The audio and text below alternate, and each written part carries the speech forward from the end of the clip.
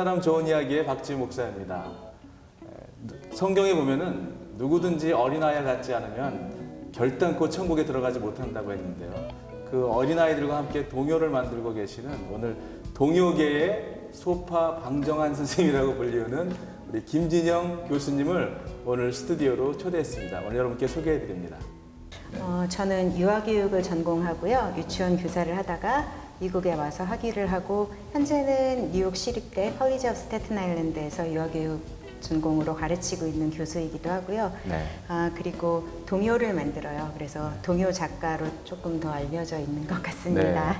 동요의 원래 사전적인 의미는 아이들의 동심을 바탕으로 만든 노래를 뜻하잖아요. 네. 그런데 그 동심이라는 게 참 중요한 것 같아요. 아이들에게 있어서는 동요는 자기들의 동심을 표현하는 노래가 될 수도 있고 네. 또 어른들에게는 동심을 깨워주는 노래. 네.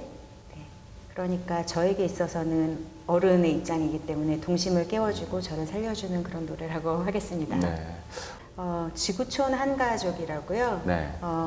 그 여러 인종의 사람들이 모여 살지만 우리는 모두 지구 안에 같이 살고 있는 한 가족이다. 뭐 네. 이런 뜻을 담은 노래인데요. 유치원에서 이제 그 동요가 불려지기 시작했어요. 그런데 네. 초등학교에서는 그 노래가 아주 간단한 멜로디 구성으로 되어 있거든요. 그래서 네. 아이들이 연주하기 좋다고 그래서 수행 능력 평가 곡으로 초등학교 2학년 아이들이 다 그 네. 노래를 연주하는 것으로 알고 있습니다. 네. 이 영상을 보시는 분들 중에 유아교육 기관에 계시는 분들은 많이 아시는 노래가 꼭 참았네. 꼭 참았네. 네. 꼭 참았네라는 노래는 친구가 내 곁을 지나가다가 네. 내가 블록으로 만든 집을 무너뜨린 거예요. 그래서 네. 이제 쿵 때리고 싶었지만 꼭 꼭 참고 참았네. 친구야 다음부터 그러지 마라 뭐 이런 노래. 혹시 작곡가의 마음이 들어가 있는 노래인가요? 네, 그렇죠. 네. 이 집은 자연, 뭐 동물, 식물 뭐 이런 걸 많이 담았는데요. 자연의 노래를 많이 담았죠. 가장 아름다운 노래들이라고 제가 네. 이제 생각을 해요. 그래서 이거의 태명은 이제 아름다움, 아름다움, 예쁨이. 이쁨이. 네. 예. 3집은 이제 호흡 불어줄게요라는 노래인데 제가 원래 버킷리스트처럼 네. 동요 음반을 만들면 이제 4개를 만들어야겠다고 이제 생각을 네. 했었어요. 그런데 미국 와서 살다가 보니까 제 안에 있는 마음, 아이들을 통해서 듣고 싶은 노래, 또 내가 아이들에게 심어주고 싶은 노래, 또 내 마음 안에 있는 아이의 노래를 네. 담다 보니까 사랑, 위로 이런 노래들이 많이 생기더라고요. 네. 그래서 그런 노래들을 이제 담은 게 제목도 호흡 불어줄게요. 그래서 네. 얘 태명은 위로예요. 위로. 오늘 이 위로와 곡이 아마 사랑. 아이들에게 우리가 들을 수 있었던 곡들인 것 같아요. 네, 그죠? 이 노래 아이들 아주 너무 좋아. 저도 너무 좋아하는 노래입니다. 네, 호흡 저도 불어줄게요. 이 노래 특별히 좋아하고요. 그리고 이 노래가 정말 위로가 많이 되나 봐요. 네. 어머니들께서 듣고서 내 안에 있는 아이를 깨웠다. 나도 아이를 키우는 어머니지만 네. 내가 위로를 받았다 이런 네. 이야기 많이 하시더라고요.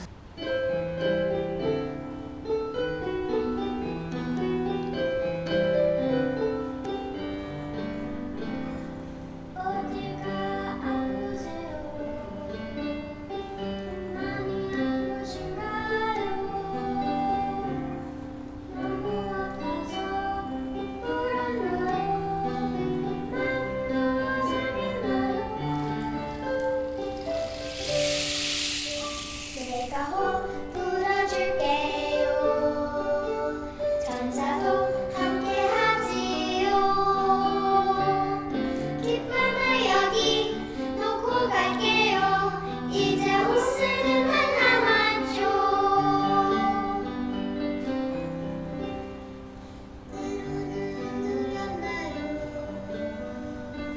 많이 걱정되나요?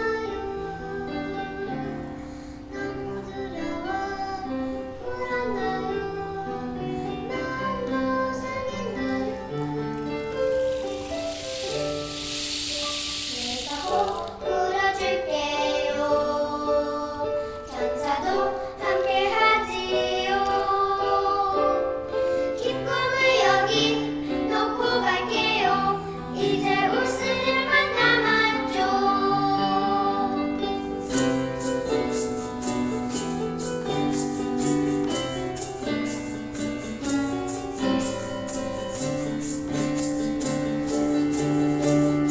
어디가 아프세요?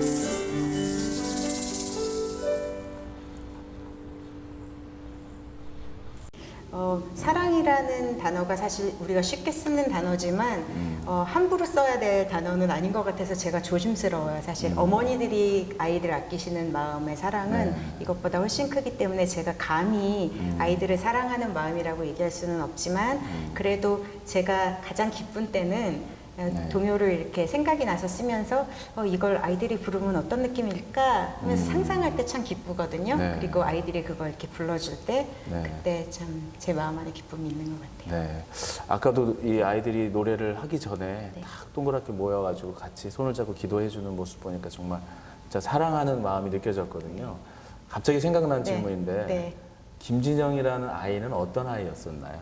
제 안에 아이가 둘이 있거든요. 네. 하나는 우리가 얘기하는 childlike 하다는 순수한 아이 같은 아이가 있고요. 또 하나는 childish하다고 표현하는 유치한 아이가 있어요. 그래서 이 유치한 아이는 사실 제가 나이를 먹고 네. 철이 들면서 성숙해져가야 하는 아이고요. 네. 이 childlike한 순수한 아이는 네. 제가 평생 가지고 가야 될 이제 아이인 거죠. 그런데 이제 어른들이 이거를 간직하기보다는 이 차일디시한 거를 못 버리고 가지고 있는 어른들이 많잖아요. 그래서 그 이유는 잘 모르겠어요. 이렇게 네. 살면서 받은 상처 때문에 어디에 이렇게 고착된다 그러죠. 그런 것도 있을 수 있는데 그런 사람들끼리 만나다 보니까 그리고 또 저도 그런 상처받고 상처 주는 사람 중에 하나이다 보니까 얘기를 하다 보면 이렇게 나도 모르게 내면적으로 부딪히는 것들이 생기는데 그게 처음엔 좀 싫었던 것 같아요.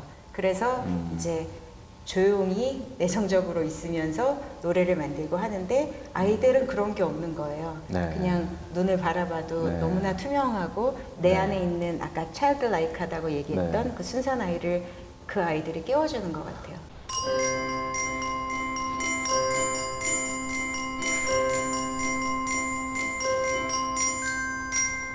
우리는 씨를 뿌려요. 마음에 씨를 뿌려요. 날마다 사랑이 자라나요. 새싹이 돋아나네요. 꽃들이 피어나네요.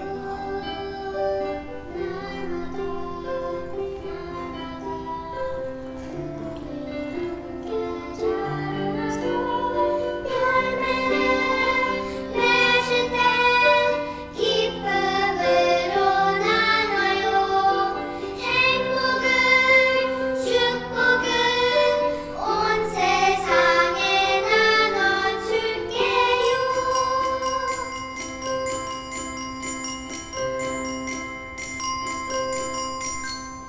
우리는 씨를 뿌려요. 마음에 씨를 뿌려요. 날마다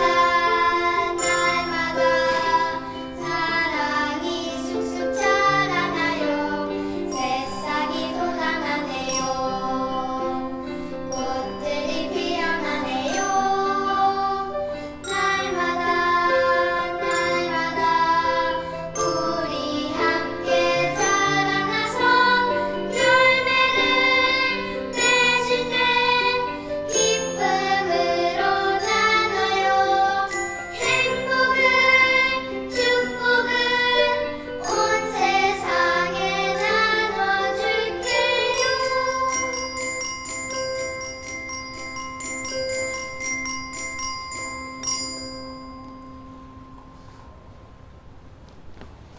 제가 애착을 가지고 있는 노래가 하나 있는데 그거 좀 잘 알려지지는 않았어요. 아빠 없는 새를 보았니라는 노래거든요. 아빠 없는 새를 보았니. 네, 아마 이 노래는 제가 어떤 마음으로 만들었냐면 동요를 만들다 보면 이게 순수하니까 아이들에게 완벽하고 순수한 것만 줘야 될 것 같은 그런 마음이 들잖아요. 네. 그런데 그렇게 하다 보니까 제 마음 안에 자꾸 죄의식이 생길 때가 있어요. 나는 그렇게 순수하지 않은데 내가 이런 노래들을 세상에 내놔도 될까 이런 마음이 들었거든요. 그런데 이제 그거를 깨게 해준 이 첫 번째 음반의 노래가 아빠 없는 새를 보았는데 사실 우리가 이상적인 가정하면 막 친절한 아빠, 막 자애로운 어머니, 막 그 안에 행복하게 자라고 건강하게 자라는 아이들 이렇게 생각을 하지만 사실 이 세상에는 그렇지 않은 사람도 많이 있잖아요. 이렇게 편부 편모스라 가정도 있고 이혼 가정도 있고 또 먼저 사별하신 분들도 계시고 또 다 계시다고 해도 그렇게 행복하지만은 않은 그런 순간들도 많잖아요. 그래도 이제 그런 순간에도 사실은 위로가 필요하고 아이들의 동심과 같은 그런 노래가 필요하다는 거를 깨닫게 되었어요. 그래서 이게 만약에 나를 위로해 줄 수 있고 내 안에 있는 아이를 위로해 줄 수 있다면 그러면 사람들을 또 위로해 줄 수 있겠구나 생각을 해서 자장가 음반을 만들게 되었고, 그래서 이 자장가 음반 안에 제가 담은 마음이 그런 거예요. 자장가를 불러주어야 하지만 나도 자장가가 듣고 싶은 사람들, 마음의 쉼이 필요한 사람들, 그런 사람들에게 위로가 됐으면 네. 좋겠다, 그런 마음으로. 잠 못 드는 사람들, 그 앨범 제목 타이틀 좀 소개시켜 주시기 바랍니다. 자장가 앨범. 자장가 앨범은 네. 너를 위한 자장가, 너를 그치지 위한 않는 자장가. 노래. 네. 네, 이 그치지 않아요. 방송을 보고 계시는 많은 불면증에 시달리고 계시는 분들에게 아주 편한 잠을 주실 것 같은 네, 아주 제발, 아름다운 네. 내용이에요. 하나 주의하셔야 될 건 운전하시면서 들으시면 안 돼요. 잠이 오기 때문에. 네, 주의사항이었습니다.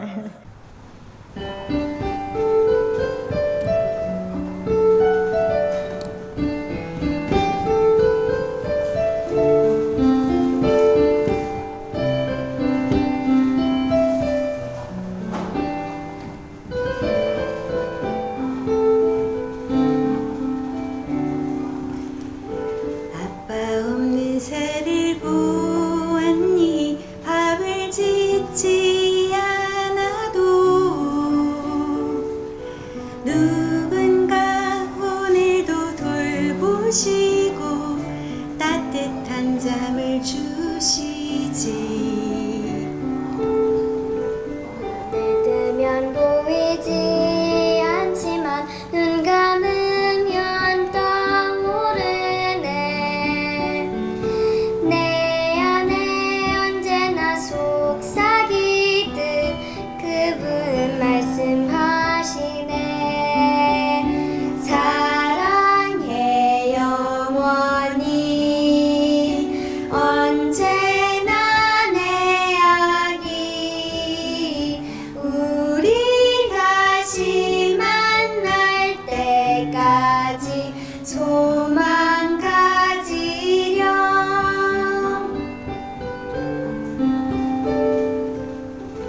엄마 없는 꽃을 보았니 옷을 짓지 않아도 누군가 오늘도 돌보시고 포근한 잠을 주시지. 눈에 뜨면 보이지 않지만 눈 감으면 떠오르네. 내 안에 언제나 속삭이듯 그분은 말씀하시네. 사랑해 영원히 언제나 내 아기. 우리 다시 만날 때까지 소망 가지렴. 사랑해 영원히 언제나 내 아기. 우리 다시 만날 때까지 소망 가지렴.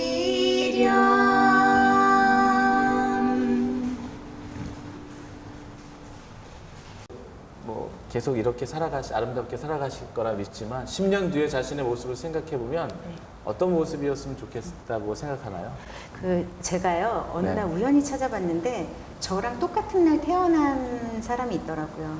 누구냐면 스피노자. 아, 스피노자 아세요? 내일 네. 지구의 멸망이 와도 한 그루의 사과나무를 사과나무를 심겠다는 심겠다고? 사람이랑 저랑 아. 왜 생일이 똑같을까 이렇게 생각하다가 네.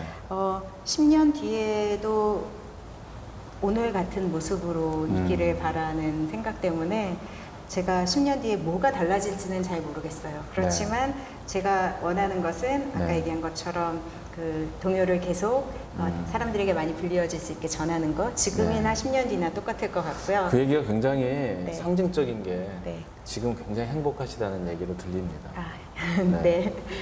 그렇지만 이 행복은 이제 또 카메라 앞에 서니까 또 행복한 모습이 많이 드러나는 부분도 있잖아요. 우리 SNS에다 사진, 행복한 사진만 올리듯이 네. 10년 뒤에 조금 달라져야 될 모습이라고 생각하는 것은 아까 말씀드린 것처럼 노래랑 제 안에 있는 제가 같았으면 좋겠는데 아직 갭이 좀 있거든요. 네. 그래서 지금 여러분이 보시는 행복한 모습, 네. 그다음에 순수한 동심을 담은 이 노래 말과 같은 모습으로 네. 좀 가까이 가는 제가 됐으면 좋겠어요. 네. 오늘 좋은 사람 좋은 이야기 나와주셔서 감사하고요. 10년 후에 그럼 또 만나는 걸로. 네, 또 만나요. 오늘 나와주셔서 감사합니다. 네, 감사합니다.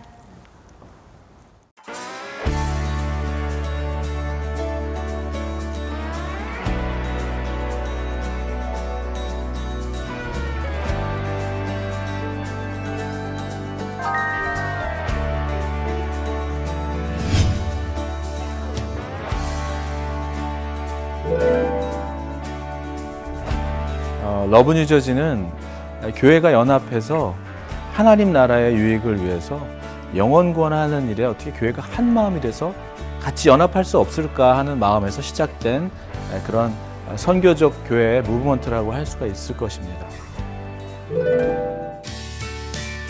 이제 각 교회들마다 다 개교회주의로 흐르고 있는 이제 교회 상황인데 이런 것들을 하나로 결집해서 예수님께서 말씀하신 전도와 기도에 뉴저지 교계가 합심해서 나갈 때 세상에 미치는 영향력은 훨씬 극대화될 것이다.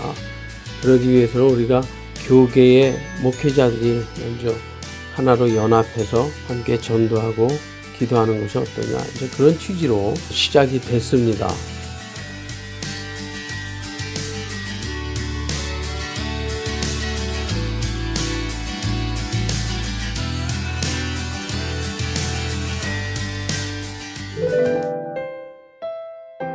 사실 주일 저녁에 지금 모여서 매달 한 달에 한 번씩 회원교회를 찾아다니면서 저희가 목사님들만 찾아가는 것이 아니라 각 회원교회의 성도들까지도 같이 가서 그 교회를 위해서 기도할 수 있다는 이 마음은 놀라운 일들이 지금 일어나고 있는 것 같고요. 러브 뉴저지를 통해서 이제 교회 안에서의 내 교회뿐만 아니라 우리 모든 교회의 성장과 성숙이 같은 기쁨이 되었다는 것. 그리고 그냥 옛날에는 그냥 지나갔던 교회들이 이제는 그런 교회를 지나갈 때마다 선교적인 마음으로 그 교회를 위해서 손들고 기도하게 되었다는 것이 변화라고 말씀드릴 수 있을 것 같습니다.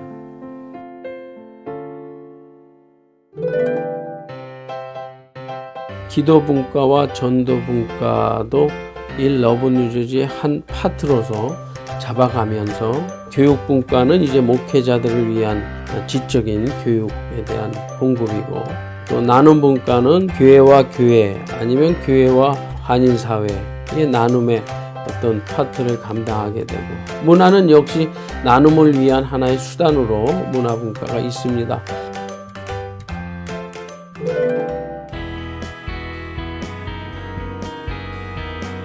지난 여름에 너의 꿈을 찍어봐라고 하는 청년 문화 행사를 통해서 정말 아름다운 일들을 처음으로 시작하게 된 것은 5개의 목사님들이 이 하나의 목적을 위해서 뜻과 우리의 물질과 또 우리의 수고와 노력들을 다 같이 모아서 하나의 전도 행사를 만들었다는 것이 정말 감격적인 일이었고요. 무엇보다도 목사님들이 주도해 간 행사가 아니라 5교회에 소속된 청년들이 그 문화 행사, 전도 행사를 주관하게 된 첫 번째 행사가 되었다는 것이 정말 이게 너무나 긍정적으로 볼 수 있는 시작이라고 봐요.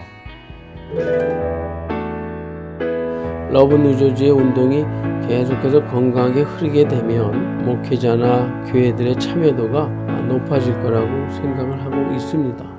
그 수많은 교회 중에 몇 교회가 아닌 교회들이 지금 시작하고 있지만 그 본질을 사수하고 정말 영혼 구원과 교회가 연합해서 하나님의 기쁨의 일들을 작은 것이라도 해나가고 있다면 불편함을 감수하고서라도 연합하려고 하고 영혼 구원하려고 하는 교회들이 정말 앞으로 더 함께 이 사역을 해나갈 수 있을 거라고 저는 생각합니다.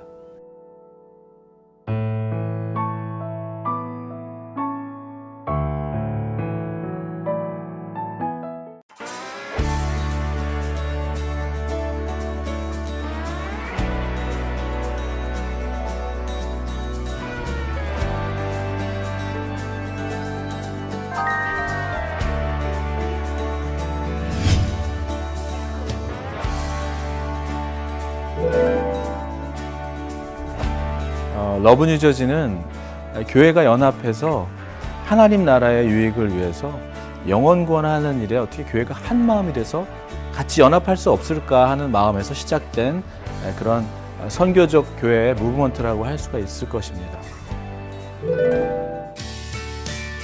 이제 각 교회들마다 다 개교회주의로 흐르고 있는 이제 교회 상황인데, 이런 것들을 하나로 결집해서 예수님께서 말씀하신 전도와 기도에 뉴저지 교계가 합심해서 나갈 때 세상에 미치는 영향력은 훨씬 극대화될 것이다. 그러기 위해서는 우리가 교계의 목회자들이 먼저 하나로 연합해서 함께 전도하고 기도하는 것이 어떠냐, 이제 그런 취지로 시작이 됐습니다.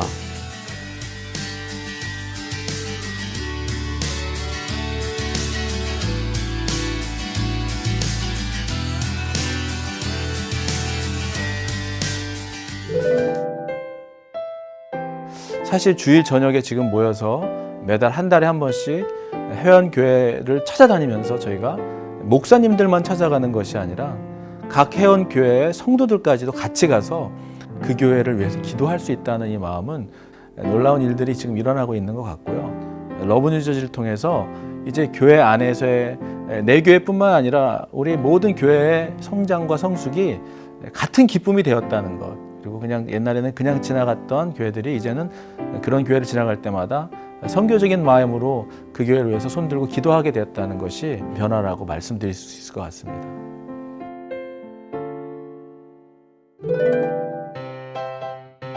기도 분과와 전도 분과도 이 러브 뉴저지의 한 파트로서 잡아가면서, 교육 분과는 이제 목회자들을 위한 지적인 교육에 대한 공급이고, 또 나눔 분과는 교회와 교회 아니면 교회와 한인사회의 나눔의 어떤 파트를 감당하게 되고, 문화는 역시 나눔을 위한 하나의 수단으로 문화 분과가 있습니다.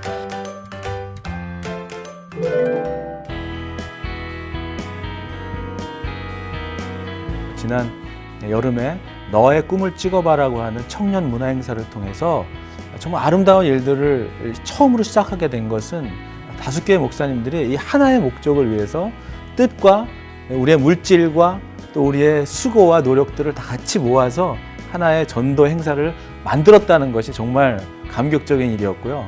무엇보다도 목사님들이 주도해 간 행사가 아니라 5교회에 소속된 청년들이 그 문화 행사, 전도 행사를 주관하게 된 첫 번째 행사가 되었다는 것이 정말 이게 너무나 긍정적으로 볼 수 있는 시작이라고 봐요. 러브 뉴저지의 운동이 계속해서 건강하게 흐르게 되면 목회자나 교회들의 참여도가 높아질 거라고 생각을 하고 있습니다. 그 수많은 교회 중에 몇 교회가 아닌 교회들이 지금 시작하고 있지만 그 본질을 사수하고 정말 영혼 구원과 교회가 연합해서 하나님의 기쁨의 일들을 작은 것이라도 해나가고 있다면 불편함을 감수하고서라도 연합하려고 하고 영혼 구원하려고 하는 교회들이 정말 앞으로 더 함께 이 사역을 해나갈 수 있을 거라고 저는 생각합니다.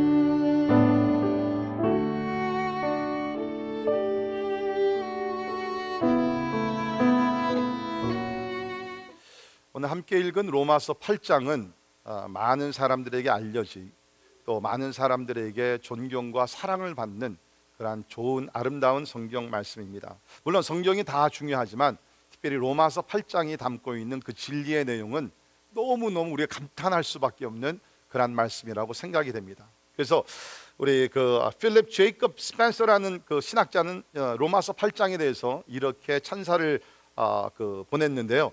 뭐라고 그랬냐면 성경을 한 개의 반지로 본다면 로마서는 보석이고 로마서 8장은 제일 반짝이는 보석이다 라고 얘기하고 있습니다. 성경 66권이 다 중요하지만 특별히 그 가운데 로마서는 우리가 특별히 구원과 신앙을 체계적으로 얘기하는데 중요한 것이고 그 가운데 로마서 8장은 진짜 제일 반짝이는 보석이다 라고 칭찬을 했습니다.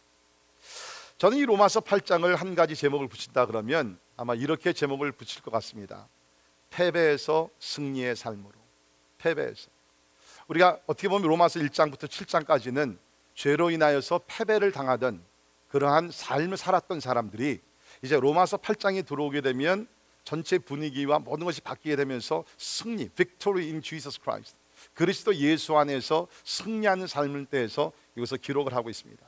특별히 우리가 그 7장에서 우리가 본 것이지만 거기 19절부터 24절에 있는 말씀을 쭉 보게 되면 그 7장 19절 잠깐 보세요. 내가 원하는 바 선은 행하지 아니하고 도리어 원하지 아니하는 바 악을 행하는도다. 이거 뭐 우리가 다 경험하는 것입니다. 만일 내가 원하지 아니하는 것을 하면 그럴 때가 얼마나 많이 있습니까? 이를 행하는 자는 내가 아니요 내 속에 거하는 죄니라. 그러므로 내가 한 법을 깨달았노니 곧 선을 행하기 원하는 나에게 악이 함께 있는 것이로다. 우리 공부하면서 이 내용이 사도 바울이 회심하기 전이 아니라 회심한 후라고 제가 말씀을 드렸죠.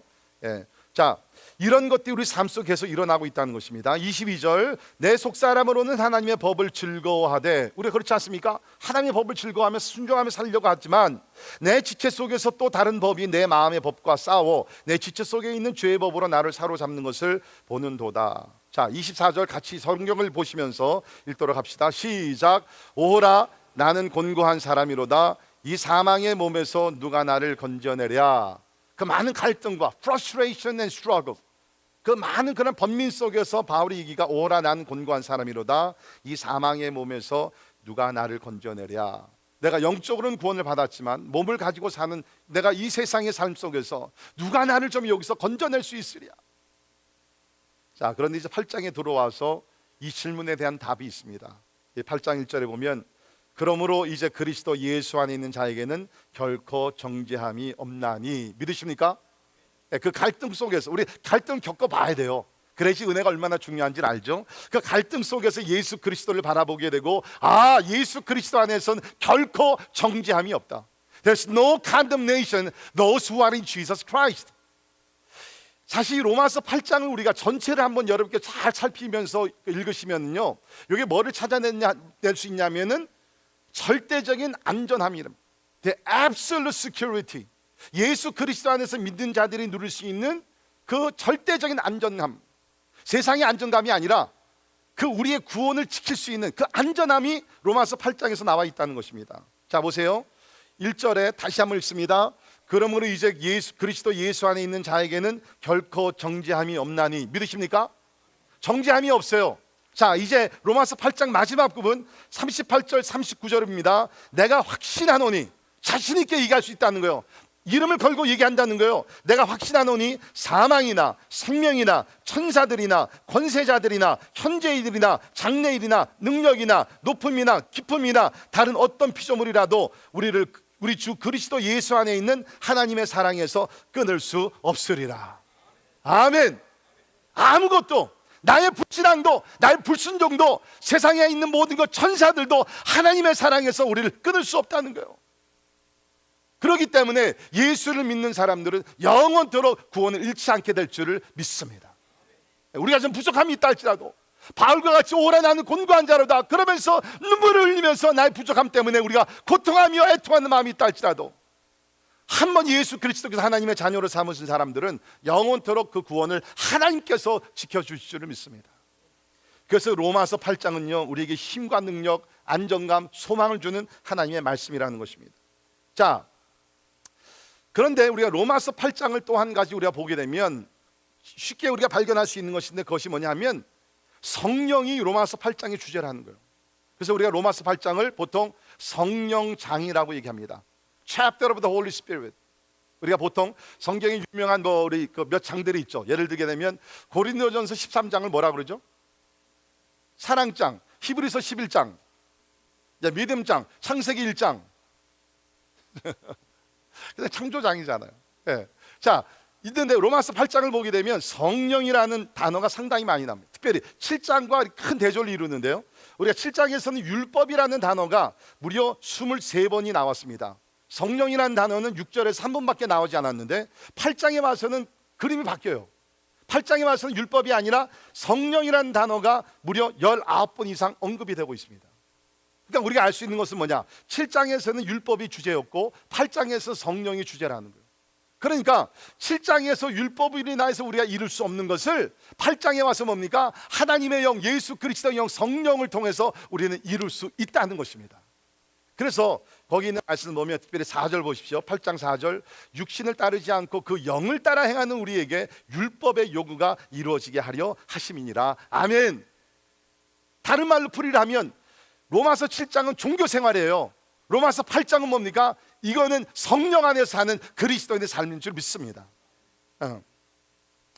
자, 그래서 우리가 보게 되면 결론부터 제가 말씀을 드리면 신앙생활을 할 때 내 힘과 노력과 결단으로 부족하다는 것이에요. 특별히 여러분들 가운데 여러분 자신의 힘을 믿는 분들, 여러분의 힘과 능력과 지혜와 어떤 결단력과 뭐 이런 것을 믿는 사람들 잘 들으세요. 우리는요, 아무리 여러분께서 똑똑하고 지혜롭고 막 그 결단이 강한 사람이라 할지라도 여러분의 힘과 능력으로 여러분의 신앙생활을 지킬 수 없어요. 성령 하나님을 의지하며 살아갈 때, 성령의 인도하심을 받을 때, 그때 우리는 그리스도 안에서 승리하는 삶을 살게 될 줄을 믿습니다. 그래서 오늘 설교 제목이 성령 안에서 누리는 승리의 삶이다. 성령 안에서 Victorious life in the Holy Spirit. 성령 안에서 내가 거할 때 우리는 승리하는 삶을 살 수 있게 된다는 것입니다. 제가 지난주에도 말씀드렸지만 J.I. 패커 우리 박사님 그런 얘기 했잖아요. 성령을 떠나서는 우리가 아무것도 할 수 없다는 거예요.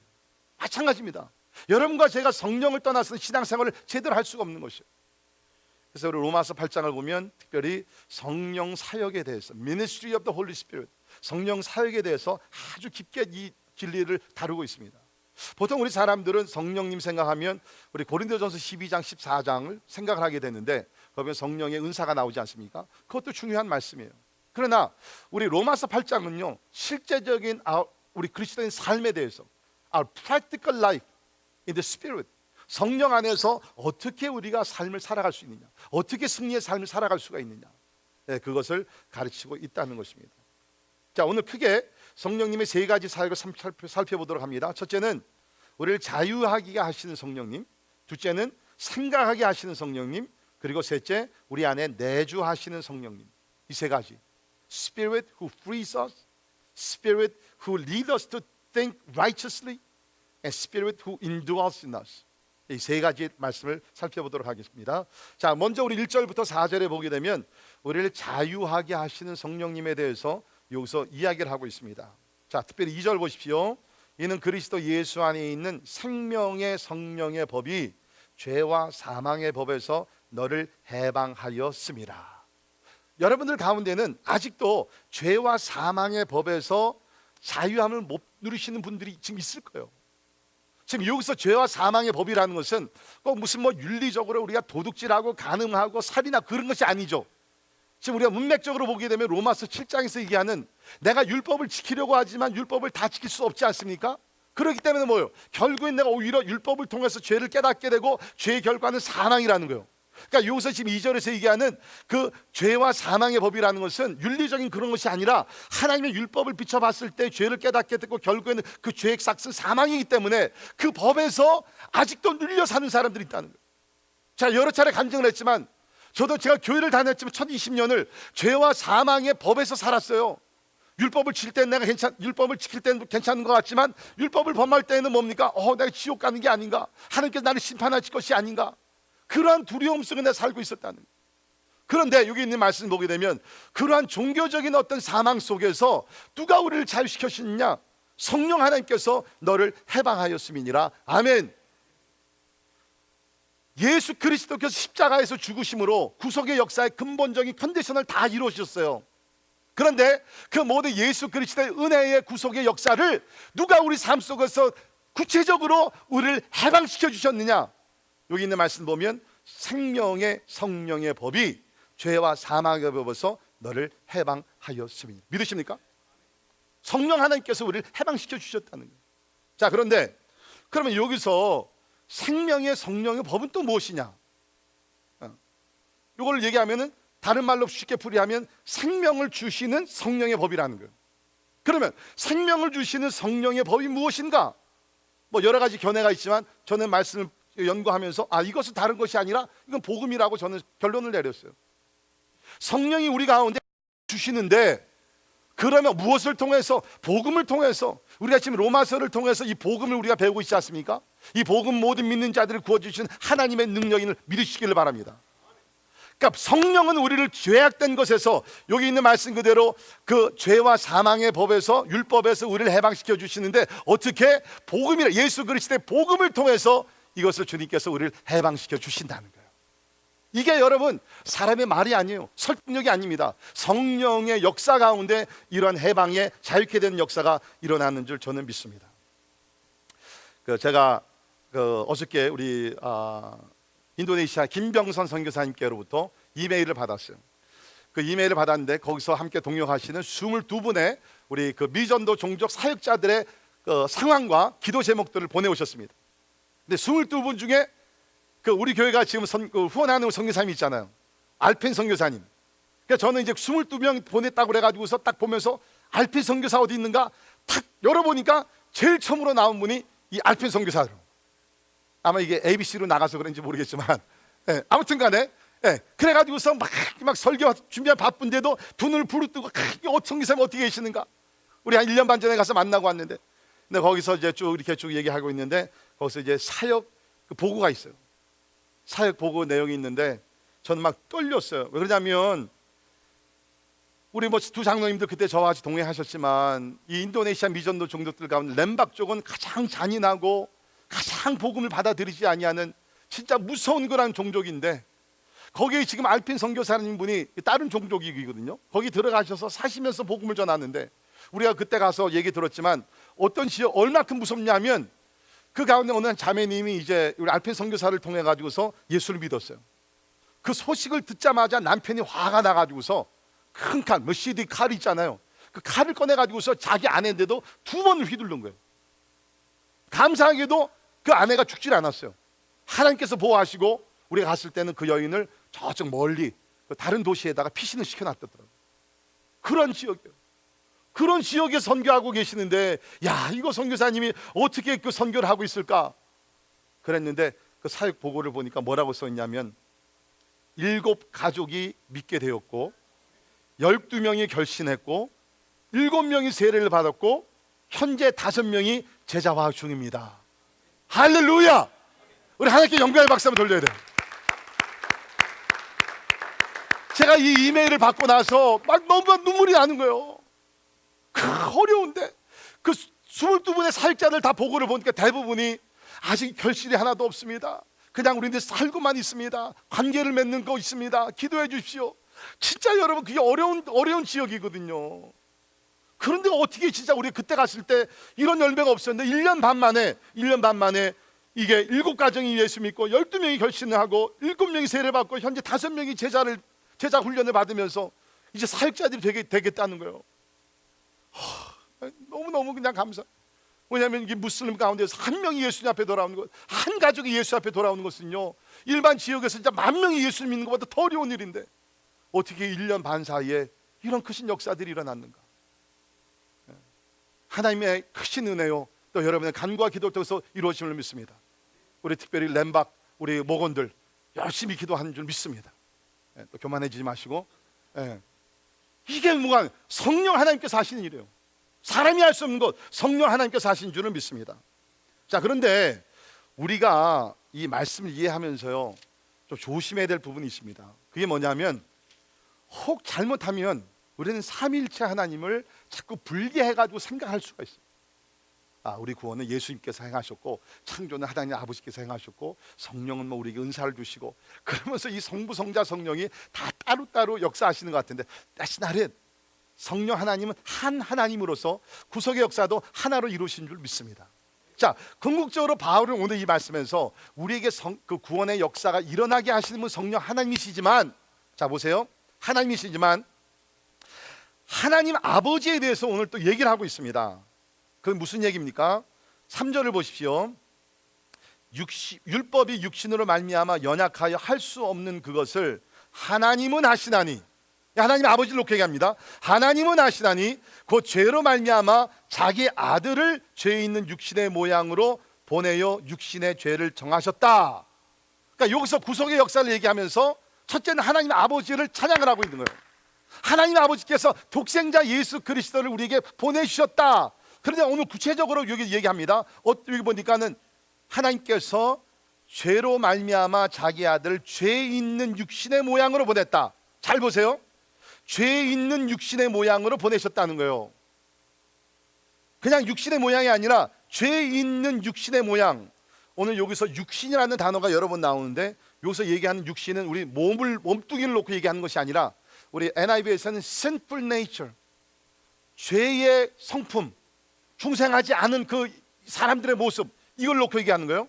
그러니까 하나님께서 아들을 보내시는데 하나님 거룩하지 않습니까? 그런데도 불구하고 죄인들을 구원하시기 위해서 죄 있는 육신의 모양으로 보냈다는 거예요. 네. 저는 이 말씀을 읽으면서 또 은혜가 되는 거예요. 여러분, 우리 부모님들은요, 예를 들어서 자녀들 학교에 보낸다든지 뭐 어디 운동 시합에 보낸다든지 하면은요, 어떻게 합니까? 그냥 잘 꾸며가지고서 그냥 뭐 진짜 거의 완벽한 그런 모습으로서 이렇게 보내기를 원하잖아요. 하나님 아버지께서 아들을 이 세상에 보내실 때, 하나님은 영원부터 영원까지 영광스러운 하나님, 거룩하신 하나님, 모든 것이 풍성하신 하나님, 진짜 그 하나님의 영광의 모습인데도 불구하고 그렇게 안 보내시고, 아니 그렇게 못 보내시고, 여기 있는 말씀 보게 되면은 육신의, 죄 있는 육신의 모양으로 보내셨다. 이게 너무너무 저에게는 막 가슴이 찢어. 하나님의 아들을, 예수 그리스도를 보내셨을 때 그 영광스러운 모습으로 좀 물론 진리와 하나님의 영이 충만한 그 모습은 있지만 죄 있는 사람의 모습으로, 모양으로 보내셨어요.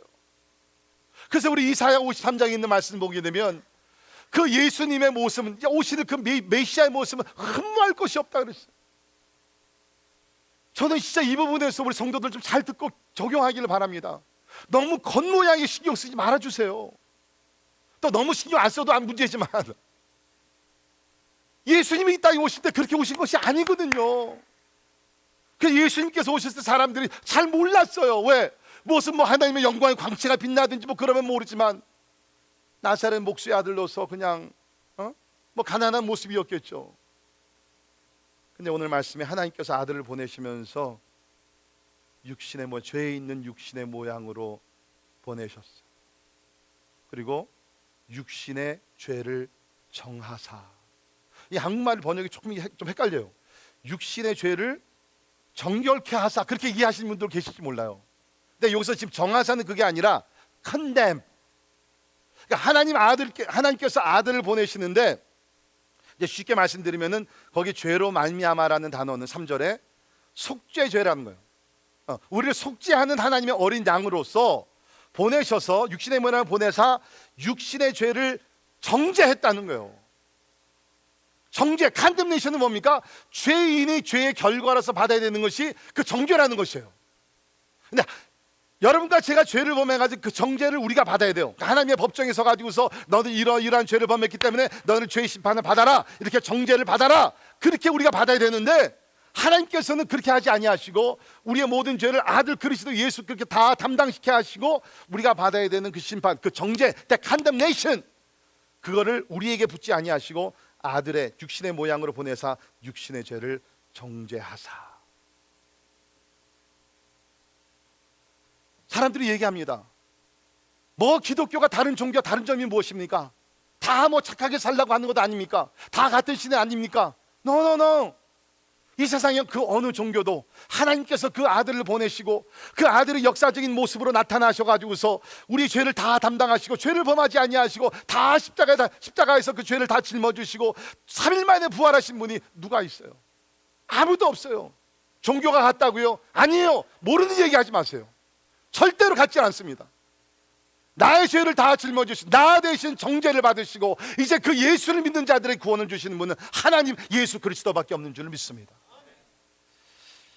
그뿐만 아니라 하나님이 하신 일이 뭡니까? 거기 보면 4절에 육신을 따르지 않고 그 영을 따라 행하는 우리에게 율법의 요구가 이루어지게 하려 하심이라. 그러니까 이 모든 것이 다 하나님이 하시는 것이에요.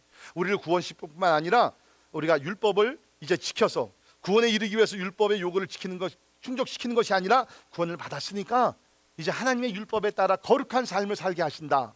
이 모든 것이 다시 2절로 돌아와서 생명의 성령의 법이 성령께서 이 모든 것을 통하여 행하신다는 것입니다. 그러니까 여러분, 성령께서 우리 가운데 오신 것이 얼마나 이 기쁜 소식인지 몰라요. 우리 지난주에 성령 강림 주일을 지키고 우리 저녁에는 또 필그림 교회에서 다민족 교인들이 모여가지고서 축제를 벌였어요. 좀 더 여러분들 많이 오셨으면 너무 좋았을 텐데 중국 교회, 일본 교회, 알미니안 교회, 스페니시 교회, 우리 또 그 러시아 교회 그 여러 민족들이 축도만 하더라도 6개 언어로 축도했어요. 2시간에 끝난 게 얼마나 감사한지 모르는데 그 아무튼간에 근데 거기가 뭐요? 그 성령의 임재, 성령의 임재. 그 스페니시 교회가 맨 처음에 나와가지고 나팔을 빠빠라 하면서 나팔을 부는데 꼭 멕시코에서 예배 드리는 것 같아요. 러시아 교회가 나와가지고 러시아 말로 찬양을 하는데 우리가 지금 뭐 러시아에서 예배를 드리는 것 같아요. 언어가 다르고 다 문화가 다르지만 성령께서 임하시니까 우리가 그 안에서 하나가 되고 복음의 역사를 위해서 함께 기도하는 그 은혜를 누렸다. 여러분, 성령께서 우리를 모든 죄악, 특별히 내가 율법을 지킬 수가 없는데 성령께서 오셔가지고서 이 모든 하나님께서 아들을 통해서 이루신 모든 것들 그 복음의 능력과 역사를 우리에게 믿게 하시고 그뿐만 아니라 그 율법에 따라서 우리 행할 수 있도록 성령 하나님이 우리를 도와주시고 자유시켜 주신 것을 믿으시기를 바랍니다. 그러니까 우리 찬송을 보게 되면 이 기쁜 소식을 전하세 성령이 오셨네, 성령이 오셨네. 여러분, 그 찬송이 얼마나 중요한지 몰라요.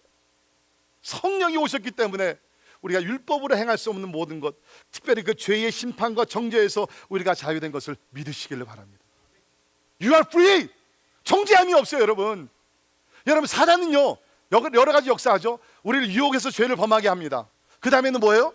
우리를 자꾸 이제 누르는 거야. 너 죄 범했어. 너 그래가지고서 무슨 일을 해? 네가 뭐 집사라고, 네가 장로라고, 네가 목사라고 웃기지 마. 그러면서 우리를 막 정죄.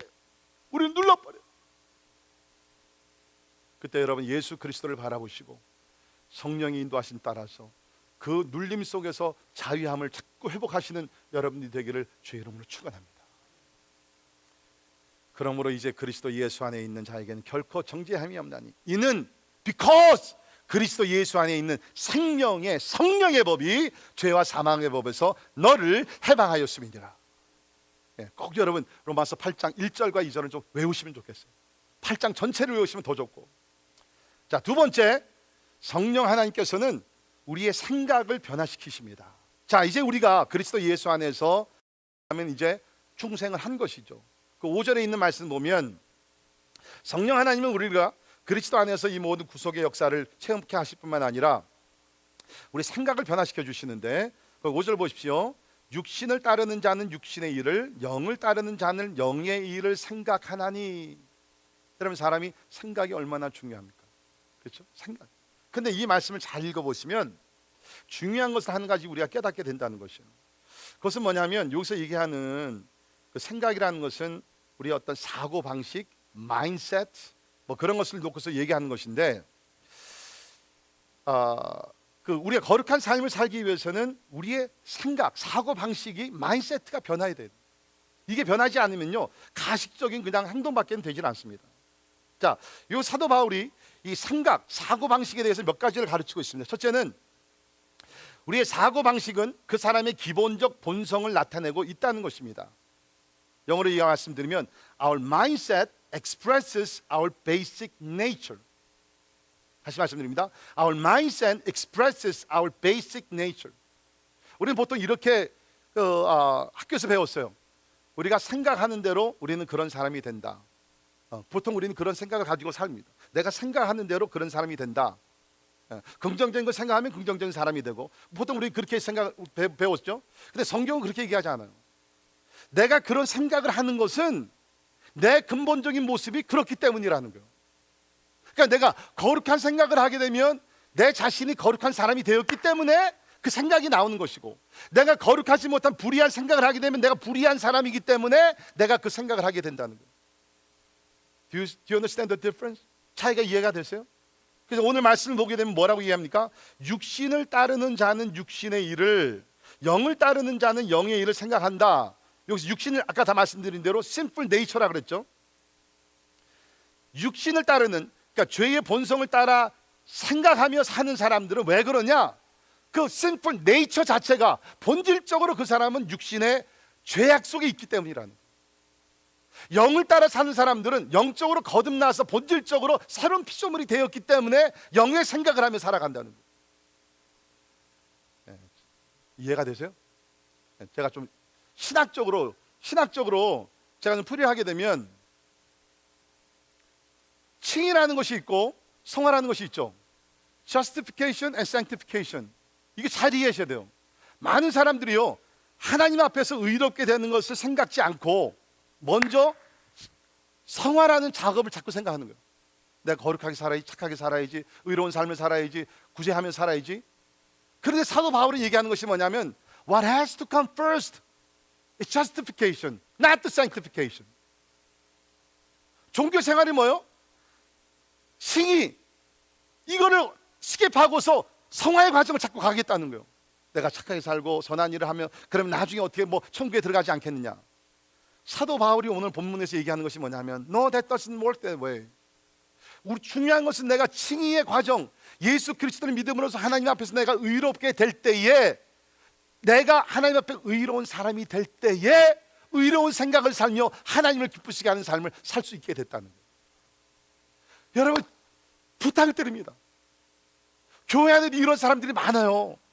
제가 이렇게 지금 수없이 얘기하는데 여러분 가운데는 마음속에 그래도 내가 착하게 살아야지, 내가 구원받지, 죽어보면 어떻게 하나님께서 계산을 해가지고서 내가 착한 일을 더 많이 했으면 나 천국에 들어가게 하실 것이고, 아니면 내가 지옥에 들어갈 것이고. 그게 아니라는 거예요. 여러분의 생각은 여러분의 본질을 드러내는 표현이에요.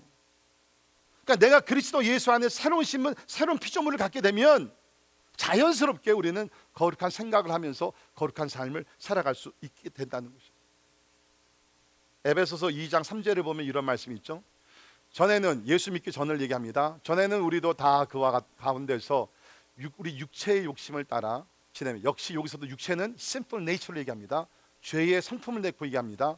따라 지내며 육체와 마음에 원하는 것을 하여 다른 이들과 같이 본질상 진노의 자녀이었더니. 중요한 것이 본질상, by nature we were objects of God's wrath. 본질상이에요. 그런데 긍휼히 풍성하신 하나님이 우리를 사랑하사 그 큰 사랑을 인하여 허물로 죽은 우리를 너희 그리스도와 함께 살리셨다. 너희는 은혜로 구원을 받은 것이니라. 믿으십니까? 제 마음을 다 모아서 여러분 다시 한번 말씀드립니다. 착하게 살아서 구원에 이르려고 하지 마세요. It doesn't work that way. 먼저 예수를 믿어 구원을 받으시면 여러분이 그 후로부터 성령의 도우심을 받아 성화의 과정을 걸으면서 착하게 의롭게 살게 될 줄을 믿습니다. 자, 두 번째는 우리의 사고 방식은 영원 불변의 영원한 결과를 가지고 있다는 것입니다. Our mindset has eternal consequences. 여러분, 생각이 얼마나 중요한 건지 오늘 깨닫고 가셔야 돼요. 자, 6절 보십시오. 6절 같이 한 목소리로 읽겠습니다. 시작. 육신의 생각은 사망이요 영의 생각은 생명과 평안이니라. 아멘. 여러분, 생각 아무도 볼 수 없어요. 여러분만 아는 생각이에요. 자, 그런데 그것이 얼만큼 큰 결과가 가지고 오느냐? 육신의 생각, 다시 말해서 sinful nature를 가지고 sinful 그런 마인드를 가지고 살게 되면 결국에는 사망이라는 거예요. death.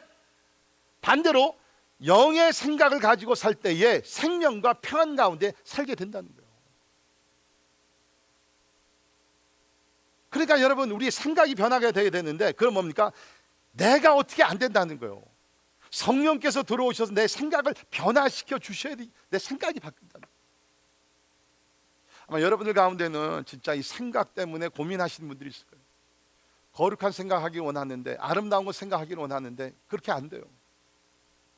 자꾸 더럽고 추악하고 못되고 나쁜 것들 생각을 많이 해요. And you want to get rid of that. 근데 스스로 할 수 없잖아요. 그게 안 돼요. 그러나 여러분이 예수 그리스도를 믿고 거듭나고 중생하고 성령께서 여러분 가운데 거하실 때 성령 하나님께서 여러분의 생각을 바꿔주실 줄을 믿습니다. 성령이 가져다 주신 생각 속에 살게 되면 이게 뭐라 그랬어요? 생명과 평안이라 했어요. 생명과 평안. 생명과 평안. 자, 사도 바울이 빌립보 4장 8절에 이런 얘기했습니다. 같이 한번 읽겠습니다. 시작.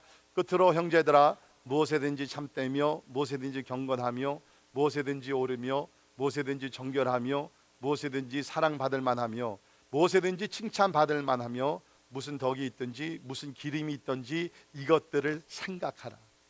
이것들을 생각하라. 이것들을 생각하라. 참되고 경건하고 오르고 정결하고 사랑받을 만하며 이런 것들을 생각. 그러면 이제 여러분께서 거기 지금 앉으셔가지고 이런 생각하실 겁니다. 목사님, I want that. 진짜 성령께서 목사님 말씀대로 얘기하면 성령이 들어오시면 내 생각을 변화시켜서 생명과 평안으로 인도해 주셨는데 난 그렇게 살기를 원합니다. 어떻게 해야지 그러면 성령께서 내 생각을 변화시킬 수 있습니까? 여러 가지가 많이 있지만 가장 기본적인 것 두 가지가 있죠. 뭡니까? 하나님의 말씀과 그 다음에 성령 안에서 드리는 기도입니다. 하나님의 말씀.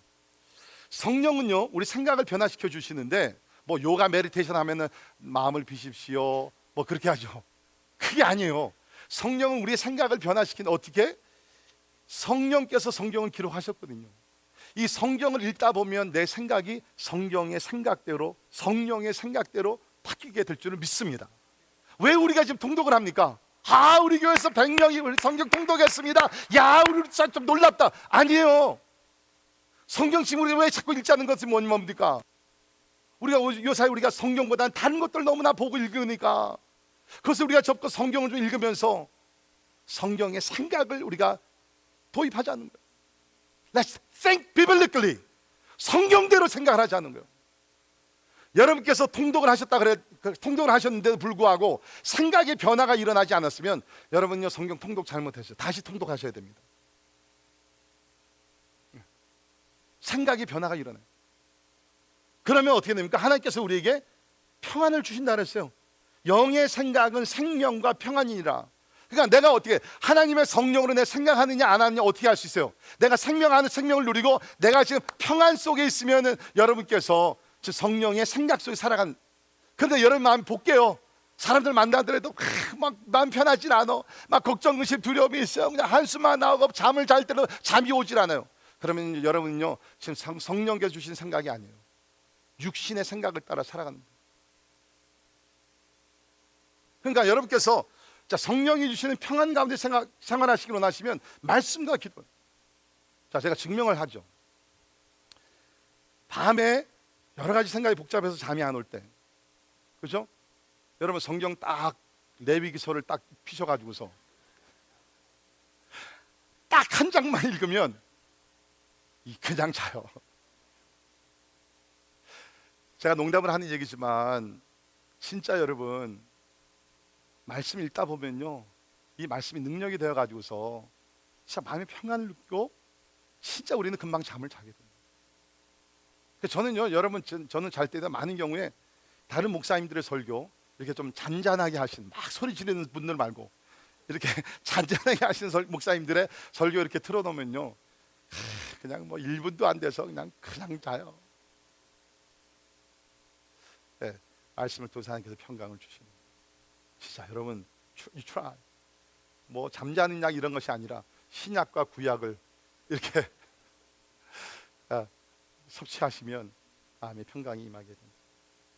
자, 세 번째 우리가 이 사고 방식에 대해서 우리의 사고 방식은 하나님에 대한 우리의 근본적인 태도와 관계가 있다는 거예요. 이게 굉장히 중요한 포인트입니다. 자, 7절 보세요. 육신의 생각은 하나님과 원수가 되나니. 바울이 아주 구체적으로 얘기했습니다. The sinful mind is hostile to God. 우리는 보통 행동으로 뭐를 범하면 잘못됐으면 회개하죠. 그런데 오늘 말씀 보면 우리의 육신의 생각은 하나님과 원수된다. 그러니까 내가 생각하면서 저놈 내가 한번 원수를 갚으리라. 그러면 그 생각을 할 때 하나님과 우리가 원수가 된다는 거예요. 내가 음란한 생각을 할 때 하나님과 원수가 된다는 거예요. 세상적인 생각으로 가득 찰 때 그 생각 자체가 우리로 하여금 하나님과 원수되게 만든다는 거예요. 반대로 얘기하면 뭡니까? 육신의 생각은 하나님과 원수가 되나니 이는 하나님의 법에 굴복하지 않을 뿐만 아니라 할 수도 없음이라. 그런데 8절에 있는 말씀 보면 육신에 있는 자들은 하나님을 기쁘시게 할 수 없느니라. 육신 안에 거하고 심플 네이처에 거하고 육신의 생각을 하는 사람들은 하나님을 기쁘게 할 수 없어요. 반대로 뭡니까? 성령 안에 거하고 성령께서 이끌어 주신 생각 가운데 거하는 사람들은 하나님을 기쁘시게 하는 삶을 살 줄을 믿습니다. 그러니까 여러분, 우리도 하나님을 기쁘시게 하는 것이 꼭 모여서 기뻐 찬송하고 우리가 나가서 전도하고 선교하고 봉사하고, 물론 그거 하나님 기뻐하시죠. 뿐만 아니라 우리의 생각이 거룩한 생각으로 가득 찰 때 그것이 하나님을 기뻐하시는 삶이 될 줄을 믿습니다.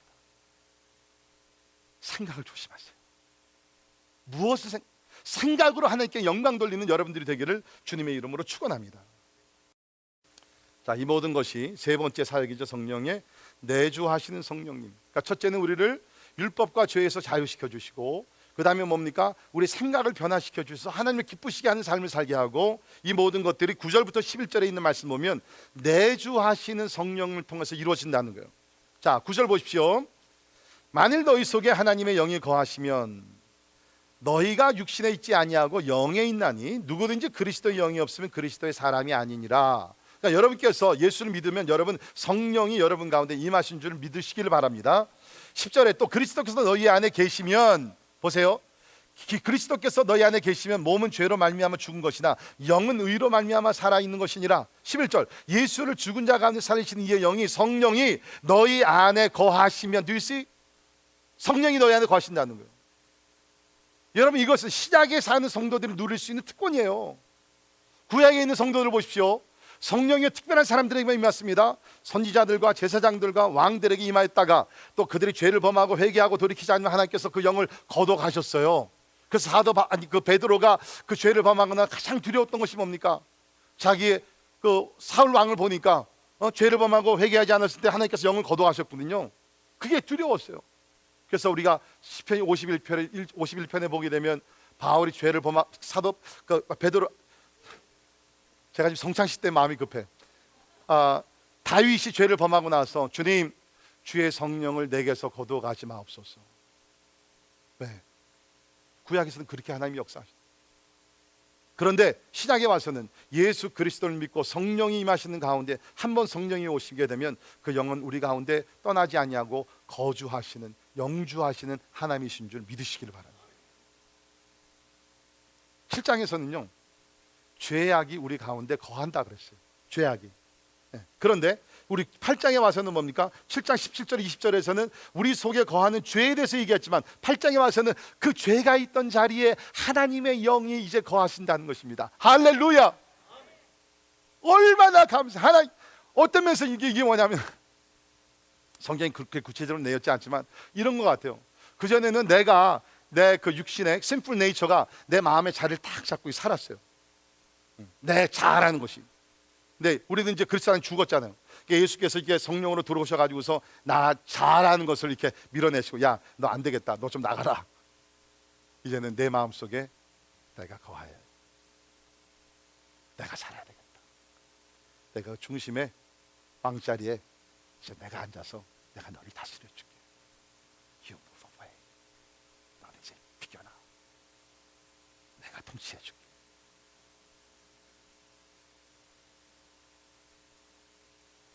여러분, 추상적인 개념이 아니에요. 이게 현실입니다. And this is reality. 성령은 우리가 볼 수는 없지만 우리 안에 내주하시면서, dwelling 하시면서, 그래서 이제 우리의 몸이 뭐가 됐다고요? 성령의 전이 된 줄을 믿으시길 바랍니다. 성령께서 우리 안에 거하시고, 우리 안에 지금 성령이 있다는 거예요. 그래서 우리 8절에 9절에 있는 말씀 보면 너희가 육신에 있지 아니하고 영에 있나니, NIV에서는 You are controlled not by the sinful nature but by the Spirit. 육신에 있지 않다는 건 뭡니까? 컨트롤이, 내가 그전에는 내가 육신의 생각과 모든 걸 컨트롤을 받았지만 이제는 내가 거듭나가 성령이 내 가운데 들어오게 되면서 성령의 컨트롤, 성령의 영향력 안에 내가 살고 있다는 거예요. 그러니까 우리는 어떻게 하면 승리의 삶을 살 수 있습니까? 성령께서 이제 내주하시면서 나를 이렇게 인도하시는데, 인도하실 때 You just yield to the Spirit. 그 성령님을 따라가세요. 여러분이 주도권을 잡으려고 하지 마시고 아침에 일어나서 순간순간 성령님 나를 인도해 주세요, 나를 인도해 주세요, 난 성령님 따라갈게요, 그렇게 하라는 거예요. 그러면 성령께서 우리를 인도하시면서 결국에 가서는 11절에 있는 말씀 보십시오. 예수를 죽은 자 가운데 살리신 이의 영이 너희 안에 거하시면, 무시 주로 우리 안에 거하시죠.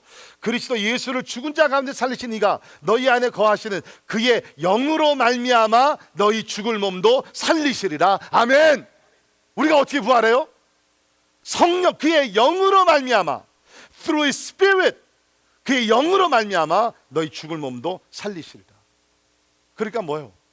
구원부터 죽음 후에 우리가 부활, 모든 것이 성령 하나님께서 우리 안에 내주하시면서 이루시고 있다는 것입니다. 그러니까 우리는 뭐예요? 이제는 성령의 사람으로 성령을 따라 행할 때 우리가 구원을 받고 성화의 과정을 거쳐서 죽은 후에도 우리가 성령 안에서 우리는 예수 그리스도와 함께 부활하게 될 줄을 믿습니다. 그래서 우리는 성령 안에서 누리는 승리의 삶을 살아서 하나님께 영광 돌리게 될 줄을 믿습니다.